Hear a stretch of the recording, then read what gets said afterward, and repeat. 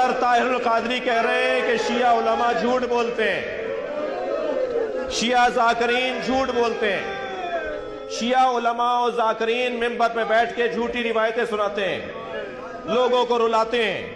کوئی be be پہ ظلم نہیں ہوا۔ ہم نے 40 سنی عالموں کی کتابیں کھول کھول کے دکھائیں۔ سوشل میڈیا پر 32 منٹ کا کلپ ہمارا موجود ہے، جا کے سرچ کر لیجئے، ان بچوں کو نظر آ جائے گا۔ مجھے 1 سال گزر گیا ہے، انہی ایام میں پچھلے سال ہم نے وہ دلائل دیے تھے، اب تک کوئی جواب نہیں دے پایا۔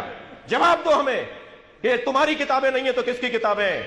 ایک کتاب میں تو یہ لکھا ہے کہ اِنَّا قَدْ رَفَضَ فُلَانٌ، وہاں نام لکھا ہے، میں نام نہیں لے رہا، اِنَّا قَدْ رَفَضَ فُلَانٌ بَطْنَ فاطمہ حَتَّى اِسْقَطَتْ مُحْسِنَا، فلاں نے سیدہ پہ لات ماری۔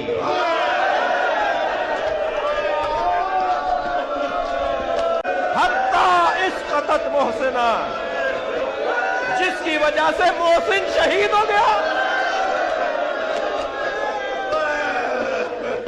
اہل تشیع کے ممبروں سے عموماً بڑے ذمہ دار علماء کی جانب سے بھی سیدنا عمر فاروق رضی اللہ عنہ کو نعوذ باللہ سیدہ فاطمہ سلام اللہ علیہا کے قاتل کے طور پر پیش کیا جاتا ہے۔ نعوذ باللہ من ذالک۔ علی بھائی، اس حوالے سے آپ کا موقف کیا ہے؟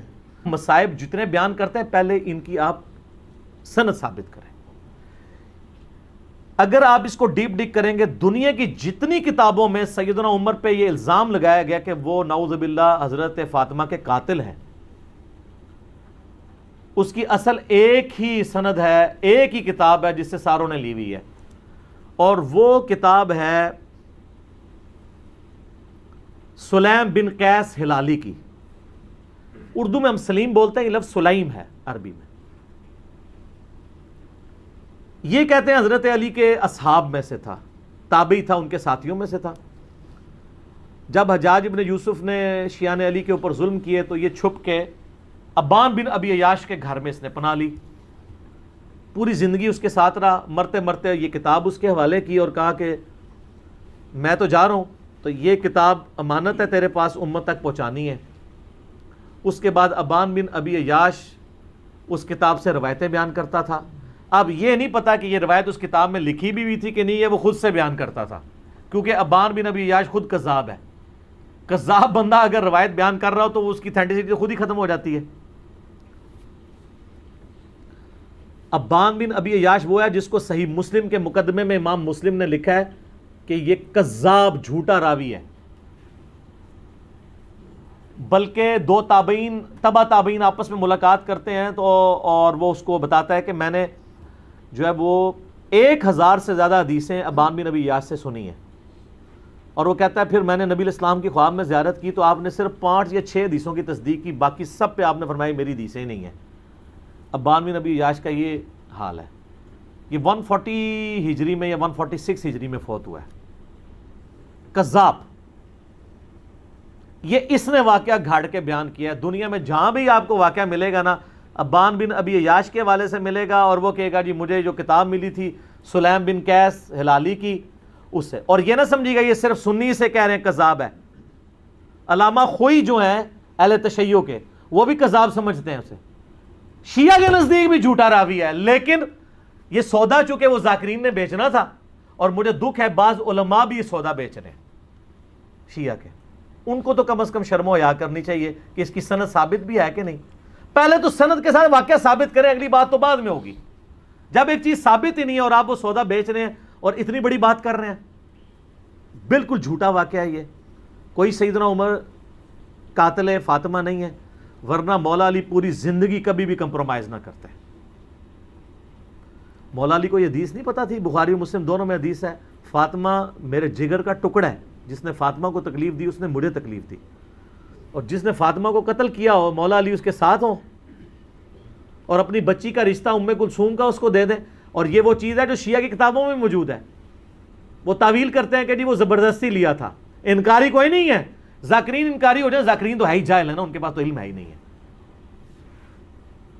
حضرت عمر چاہتے تھے میری اہل بیت کے ساتھ نسبت کام آئے مجھے قیامت الدین، تو حضرت علی سے ان کی بچی کا رشتہ مانگا۔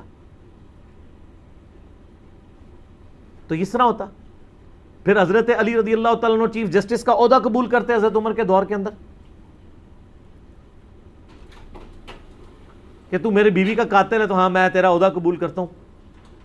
اور ناج البلاغہ سے میں نے خطبہ بتایا جنگ قادسیہ میں جانے سے روکا ہی مولا علی نے ہے کہ عمر اگر تو مارا گیا تو پیچھے ہمارا ستیہ ناس ہو جائے گا.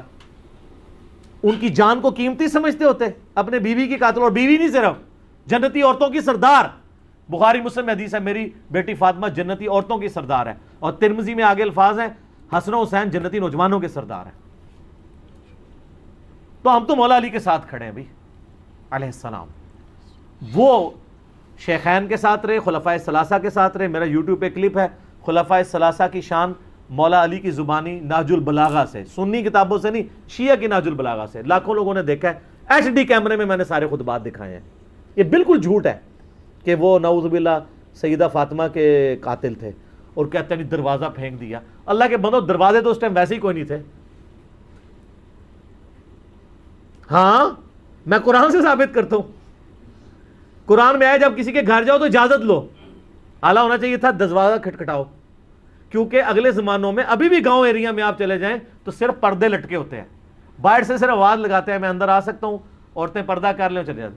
اسی لیے تو مسلم شریف میں حدیث آتی ہے نا کہ نبی علیہ السلام کی چارپائی کے نیچے وہ ایک کتے کا پلہ چلا گیا تھا تو حضرت جبرائیل اندر ہی نہیں آئے تھے.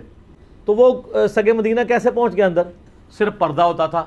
تو دروازہ کو نہیں گرایا, وہ پردے ہی ہوتے تھے, دروازہ وغیرہ کو نہیں گرایا. یہ بالکل جعلی بات ہے, جھوٹی بات ہے, اور یہ فٹ ان نہیں بیٹھتی ہے. باقی رہ گیا باغ فدق والا مسئلہ, اس کے اوپر بھی میں نے مختصر گفتگو کی تھی کہ یہ مینیجریل ایشو تھا. اس کو اگر آپ اس حوالے سے ویسے لیں گے تو میرے بھائی پھر مسئلہ جو ہے وہ ابو بکر عمر کا نہیں ہے, مسئلہ پھر مولا علی کا بھی بن جائے گا, چاہے وہ امت کے مفاد میں بھی ہو. لیکن مسئلہ بہت بڑا ہے نا, کیونکہ آپ علیہ السلام فرما رہے ہیں جس نے فاطمہ کو تکلیف دی اس نے مجھے تکلیف دی. رسول اللہ کو تکلیف دینے کا معاملہ کہاں تک جاتا ہے؟ چلے الٹیمیٹلی آپ کی بات مان لی کہ انہوں نے امت کے مفاد میں کیا, تو آپ کو امت کا مفاد عزیز نہیں ہے کہ آپ بکواس کرنے بند کر دیں, قیامت کے دن کے لیے چھوڑ دیں. جب مولا علی خاموش ہو گئے اس مسئلے میں تو آپ کیوں اپنی زبانوں سے اس طرح کی باتیں کرتے ہیں؟